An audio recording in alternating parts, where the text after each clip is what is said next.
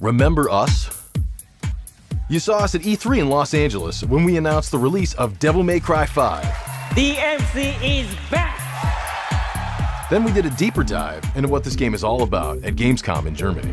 The Devil Breakers are the new system for Nero, and there's all kinds of different moves that you could do with the Devil Breakers that you couldn't do before in Devil May Cry 4.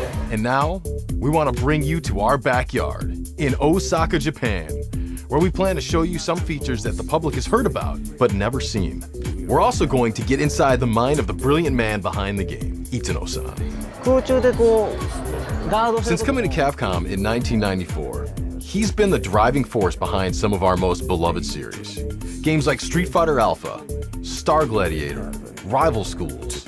And Itsuno is known for applying that fighting game knowledge to the action-adventure genre, with games like Dragon's Dogma and, of course, Devil May Cry. But first, we're hanging out in Osaka.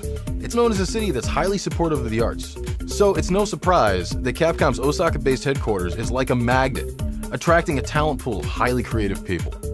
Speaking of creative, we're meeting some colleagues from Capcom at a local izakaya.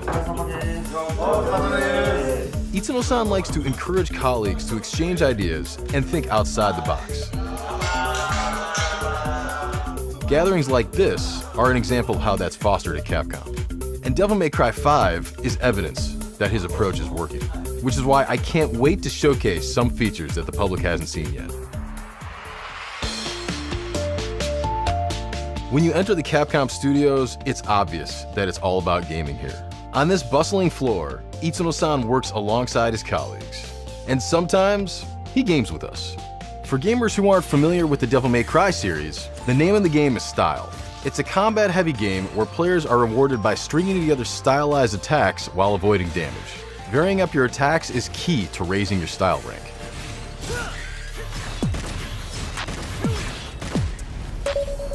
Itsuno-san, as we discussed Devil May Cry, Itsuno-san lets me know that his priority is to create action-adventure games that are tighter, more challenging, more hardcore. And that's exactly what Devil May Cry 5 is. Which is why his team created The Void, which is what we're here to showcase.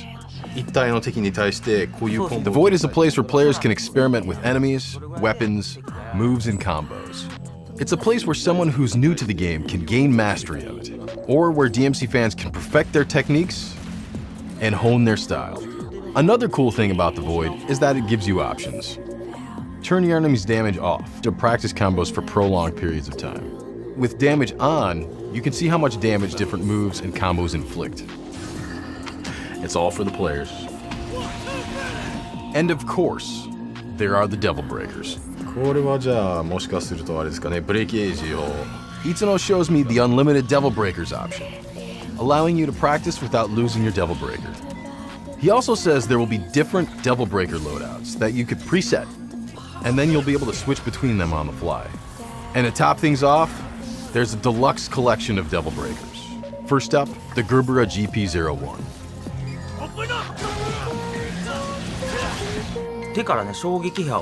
If you're already familiar with the game, you know the standard Gerbera uses shock waves to repel projectiles and send the enemy flying. The Gerbera GP01 takes away the ability to repel projectiles, but it adds movement options. You can make Nero shoot up into the air, or if he's already in the air, he'll shoot down to the ground. Next, the Pasta Breaker. Why pasta? Itsuno-san was thinking, what if Nico, that's her, was just cobbling something together with stuff she had lying around. She saw this fork, she's thinking, he needs to eat, and so the Pasta Breaker was born. And even though it's not much of a fighting tool, this is the only Devil Breaker that allows you to cycle your remaining Devil Breakers. So it could be of help strategically. For the next one, Itsuno-san takes us out of the Void and into gameplay. Meet Sweet Surrender. It's the only Devil Breaker that has the ability to heal. You can see it healing while in battle. If you pull off a Break Age move, you can recover 3 bars of health instantaneously, while surrendering Sweet Surrender. And now, Itsuno-san takes us back to the Void for the Mega Buster. This Devil Breaker was inspired by Mega Man. Itsuno-san figured, if Nero can change his arms, It's almost a given that we should have Mega Man's arm in the game. ロックマンと Isuno-san shows us how Nero's poses and animations change when he has the Mega Buster equipped as a kind of nod to Mega Man. The way he jumps, the way he runs, even his evade turns into Mega Man's slide. This is one of the things I love about Japanese game developers is they put all this love into really fine details. So there you have it, the Void.